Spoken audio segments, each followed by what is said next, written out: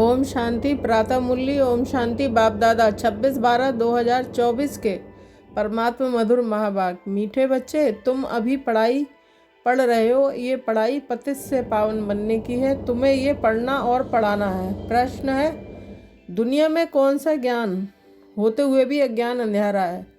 उत्तर, माया का ज्ञान जिससे विनाश होता है, मून तक जाते हैं। ये ज्ञान बहुत है, लेकिन नई दुनिया और पुरानी दुनिया का ज्ञान किसी के पास नहीं है। सब अज्ञान अंधेरे में है। सभी ज्ञान नेत्र से अंधे हैं। तुम्हें अभी ज्ञान का तीसरा नेत्र मिलता है। तुम नॉलेजफुल बच्चे जानते हो, उन्हों की ब्रेन में विनाश के ख्यालात तुम्हारी बुद्धि में स्थापना के ख्यालात हैं। ओम शांति। बाप इस शरीर द्वारा समझाते हैं। इनको जीव कहा जाता है। इनमें आत्मा भी है और मैं भी इसमें आकर बैठता हूँ। ये तो पहले पक्का होना चाहिए। इनको दादा कहा जाता है। ये निश्चय बहुतों को बहुत पक्का होना चाहिए। इस निश्चय में ही रमण करना है। बरोबर बाबा ने जिसमें पधरामणि की है, वह बाप खुद कहते हैं कि मैं इनके बहुत जन्मों के अंत में आता हूँ। बच्चों को समझाया गया है। यह है सर्वशास्त्रमयी शिरोमणि गीता का ज्ञान। श्रीमत अर्थात श्रेष्ठ मत। श्रेष्ठ मत है एक भगवान की, जिसकी ही श्रेष्ठ मत से तुम देवता बनते हो। बाप खुद कहते हैं, मैं आता ही तब हूँ जब तुम भ्रष्ट मत पर पतित बन जाते हो।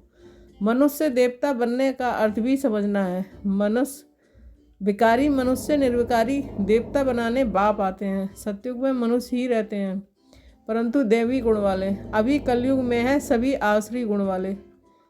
सारी मनुष्य सृष्टि, परंतु यह है ईश्वरीय बुद्धि और वह है आसुरी बुद्धि। यहाँ है ज्ञान, वहाँ है भक्ति। ज्ञान और भक्ति अलग अलग हैं। भक्ति के पुस्तक कितने ढेर के ढेर हैं। ज्ञान का पुस्तक एक है। एक ज्ञान सागर की पुस्तक एक ही होना चाहिए।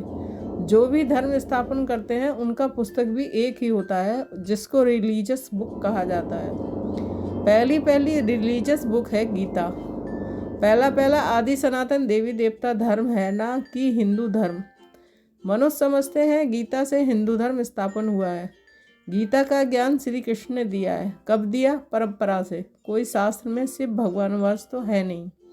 तुम अभी समझते हो कि इस गीता ज्ञान द्वारा ही मनुष्य देवता बने हैं, जो बाप अभी हमें दे रहे हैं। इसको ही भारत का प्राचीन राजयोग कहा जाता है।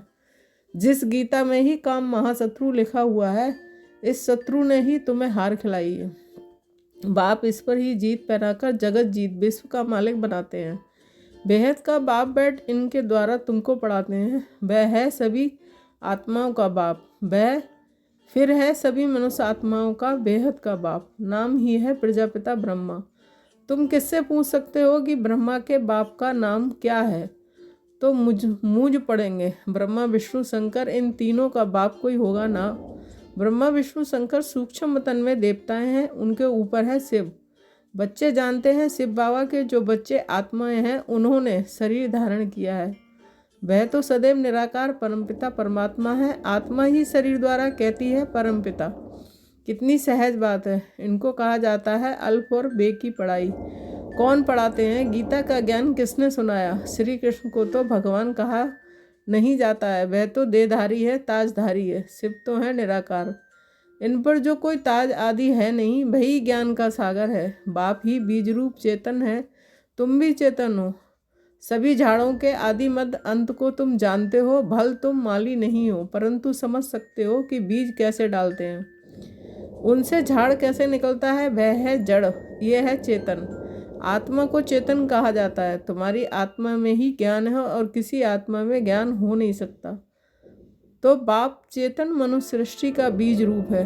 ये चेतन क्रिएशन है। वह सभी हैं जड़ बीज। ऐसे नहीं कि जड़ बीज में कोई ज्ञान है। ये तो है चेतन बीज रूप। उनमें सारे सृष्टि की नॉलेज है। झाड़ की उत्पत्ति, पालना, विनाश का सारा ज्ञान उनमें है। फिर नया झाड़ कैसे खड़ा होता है, वह है गुप्त। तुमको ज्ञान भी गुप्त मिलता है। बाप भी गुप्त आए हैं। तुम जानते हो ये कलम लग रहा है। अभी तो सभी पतित बन गए हैं। अच्छा, बीज से पहले पत्ता निकला, वह कौन था? सतयुग का पहला पत्ता तो श्री कृष्ण को ही कहेंगे, लक्ष्मी नारायण को नहीं कहेंगे। नया पत्ता छोटा होता है, पीछे बड़ा होता है। तो इस बीज की कितनी महिमा है। ये तो चेतन है ना, भल दूसरे भी निकलते हैं, धीरे धीरे उनकी महिमा कम होती जाती है। अभी तुम देवता बनते हो तो मूल बात है हमको दैवी गुण धारण करने हैं, इन जैसा बनना है। चित्र भी है, ये चित्र ना होते तो बुद्धि में ज्ञान कैसे आता। ये चित्र बहुत काम में आते हैं। भक्ति मार्ग में इन चित्रों की पूजा होती है और ज्ञान मार्ग में तुमको इन्हों से ज्ञान मिलता है कि इन जैसा बनना है। भक्ति मार्ग में ऐसा नहीं समझेंगे कि हमको ऐसा बनना है। भक्ति मार्ग में मंदिर आदि कितने बनवाते हैं, सबसे जास्ती मंदिर किसके होंगे, जरूर शिव बाबा के ही होंगे। फिर उनके बाद क्रिएशन के होंगे। पहली क्रिएशन ये लक्ष्मी नारायण है, तो शिव के बाद इनकी पूजा जास्ती होगी। माताएं तो ज्ञान देती हैं, उनकी पूजा नहीं, वह तो पढ़ती हैं। तुम्हारी पूजा अभी नहीं होती है क्योंकि अभी तुम पढ़ रहे हो। जब तुम पढ़कर अनपढ़ बनेंगे फिर पूजा होगी। अभी तुम देवी देवता बनते हो। सतयुग में बाप थोड़े ही पढ़ाने आएगा, वहाँ ऐसी पढ़ाई थोड़ी ही होगी। ये पढ़ाई पतितों को पावन बनाने की है। तुम जानते हो हमको जो ऐसा बनाते हैं उनकी पूजा होगी, फिर हमारी भी पूजा नंबरवार होगी। फिर गिरते गिरते 5 तत्वों की भी पूजा करने लग पड़ते हैं। 5 तत्वों की पूजा माना पतित शरीर की पूजा। ये बुद्धि में ज्ञान है। इन लक्ष्मी नारायण का सारी सृष्टि का राज था। इन देवी देवताओं ने राज कैसे और कब पाया ये किसको पता नहीं है। लाखों वर्ष कह देते हैं, लाखों वर्ष की बात तो किसकी बुद्धि में बैठ ना सके, इसलिए कह देते हैं। ये परंपरा से चला आता है। अभी तुम जानते हो देवी देवता धर्म वाले और धर्मों में कन्वर्ट हो गए हैं। जो भारत में है वह अपने को हिंदू कह देते हैं क्योंकि पतित होने के कारण देवी देवता कहना शोभता नहीं है। परंतु मनुष्यों में ज्ञान कहाँ है, देवी देवताओं से भी ऊंचा टाइटल अपने ऊपर रखवाते हैं। पावन देवी देवताओं की पूजा करते हैं, माथा झुकाते हैं, परंतु अपने को पतित समझते थोड़े ही हैं। भारत में खास कन्याओं को कितना नमन करते हैं, कुमारों को इतना नहीं करते। मेल से ज़्यादा फीमेल को नमन करते हैं क्योंकि इस समय ज्ञान अमृत पहले इन माताओं को मिलता है। बाप इनमें प्रवेश करते हैं, ये भी समझते हैं। ये ब्रह्मा बाबा ज्ञान की बड़ी नदी है। ज्ञान नदी भी है, फिर पुरुष भी है। ब्रह्मपुत्रा नदी सबसे बड़ी है जो कलकत्ता की तरफ सागर में जाकर मिलती है। मेला भी वहाँ ही लगता है, परंतु उन्हें पता नहीं है कि यह आत्माओं और परमात्माओं का मेला है। वह तो पानी की नदी है जिसका नाम ब्रह्मपुत्रा रखा है। वह तो ब्रह्मा को ईश्वर कह देते हैं, इसलिए ब्रह्मपुत्रा को पावन समझते हैं। पतित पावन वास्तव में गंगा को नहीं कहा जाता है, यहाँ सागर और ब्रह्मा नदी का मेल है। बाप कहते हैं ये मेल फीमेल तो नहीं है जिस द्वारा एडॉप्शन होती है। ये बहुत गुह्य समझने की बातें हैं जो फिर प्रायः लोप हो जानी है। फिर बाद में मनुष्य इस आधार पर शास्त्र आदि बनाते हैं। पहले हाथ के लिखे हुए शास्त्र थे, बाद में बड़ी बड़ी मोटी किताबें छपवाई हैं। संस्कृत में श्लोक आती थे नहीं, ये तो बिल्कुल सहज बात है। मैं इनके द्वारा राजयोग सिखलाता हूँ, फिर ये दुनिया की खल्लास हो जाएगी। शास्त्र आदि कुछ भी नहीं रहेंगे, फिर भक्ति मार्ग में ये शास्त्र आदि बनेंगे। मनुष्य समझते हैं ये शास्त्र आदि परंपरा से चले आए हैं, इसको कहा जाता है अज्ञान अंधियारा। अभी तुम बच्चों को बाप पढ़ाते हैं जिससे तुम सोचने में आए हो। सतयुग में है पवित्र प्रवृत्ति मार्ग, कलयुग में सभी अपवित्र प्रवृत्ति वाले हैं, ये भी ड्रामा है। बाद में निर्वृत्ति मार्ग जिसको संन्यास धर्म कहते हैं, जंगल में जाकर रहते हैं, वह है हद का संन्यास। रहते तो इस पुरानी दुनिया में है, अभी तुम जानते हो नई दुनिया में तुम्हें दो बाप से ज्ञान का तीसरा नेत्र मिला है, तो तुम कितने नॉलेजफुल बनते हो। इससे जास्ती नॉलेज होती ही नहीं है। वह तो है माया की नॉलेज जिससे विनाश होता है। वो लोग मून चांद पर जाकर खोज करते हैं, तुम्हारे लिए कोई नई बात नहीं है। ये सभी माया का पोंप है। बहुत शो करते हैं, अति डीपनेस में जाते हैं कि कुछ कमाल करके दिखाओ। बहुत कमाल करने से फिर नुकसान हो जाता है। उनके ब्रेन में विनाश के ही ख्यालात आते हैं, क्या क्या बनाते रहते हैं।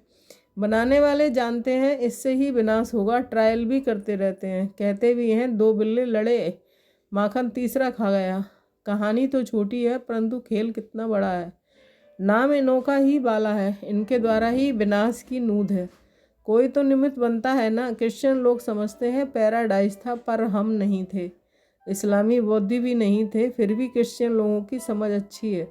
भारतवासी कहते हैं देवी देवता धर्म लाखों वर्ष पहले था तो बुद्धू ठहरे ना। बाप भारत में ही आते हैं, जो महान बेसमझ हैं उन्हें ही महानते महान समझदार बनाते हैं, परंतु फिर भी याद रहे तब। बाबा तुम बच्चों को कितना सहज करके समझाते हैं कि मुझे याद करो तो तुम सोने का बर्तन बन जाएंगे, तो धारणा भी अच्छी होगी। याद की यात्रा से ही पाप कटेंगे। मुरली नहीं सुनते तो ज्ञान रफू चक्कर हो जाता है। बाप तो रहमदिल होने के नाते उठने की ही युक्ति बतलाते हैं, अंत तक भी सिखलाते ही रहेंगे। अच्छा आज भोग है, भोग लगाकर जल्दी वापस आ जाना है, बाकी वैकुंठ में जाकर देवी देवताओं आदि का साक्षात्कार करना, ये सब फालतू है। इसमें बहुत महीन बुद्धि चाहिए। बाप इस रथ द्वारा कहते हैं मुझे याद करो, मैं ही पतित पावन तुम्हारा बाप हूँ, तुम्ही से खाऊं तुम्ही से बैठूं, ये यहाँ के लिए है, ऊपर में कैसे होगा। अच्छा मीठे मीठे सिकिलदे बच्चों के प्रति माता पिता बाप दादा का याद प्यार गुड मॉर्निंग। रूहानी बाप की रूहानी बच्चों को नमस्ते। हम रूहानी बच्चों की रूहानी माता पिता बाप दादा को याद प्यार गुड मॉर्निंग, नमस्ते नमस्ते, शुक्रिया बाबा शुक्रिया। धारणा के लिए मुख्य सार 1 पॉइंट। बाप इस दादा में प्रवेश हो हमें मनुष्य देवता अर्थात भिकारी से निर्विकारी बनाने के लिए गीता का ज्ञान सुना रहे हैं। इसी निश्चय से रमण करना है, श्रीमत पर चलकर श्रेष्ठ गुणवान बनना है। सेकंड, याद की यात्रा से बुद्धि को सोने का बर्तन बनाना है, ज्ञान बुद्धि में सदा बना रहे। इसके लिए मुरली जरूर पढ़नी व सुननी है। वरदान, अपने पोजीशन की स्मृति द्वारा माया पर विजय प्राप्त करने वाले निरंतर योगी भव। स्पष्टीकरण, जैसे स्थूल पोजीशन वाले अपनी पोजीशन को कभी भूलते नहीं हैं, ऐसे आपका पोजीशन है मास्टर सर्वशक्तिमान। इसे सदा स्मृति में रखो और रोज अमृत वेले इस स्मृति को इमर्ज करो तो निरंतर योगी बन जाएंगे और सारा दिन उसका सहयोग मिलता रहेगा। फिर मास्टर सर्वशक्तिमान के आगे माया आ नहीं सकती। जब आप अपनी स्मृति की ऊंची स्टेज पर रहेंगे तो माया चींटी को जितना सहज हो जाएगा। स्लोगन, आत्मरूपी पुरुष को श्रेष्ठ बनाने वाले ही सच्चे पुरुषार्थी हैं। ओम शांति। Thank you Baba.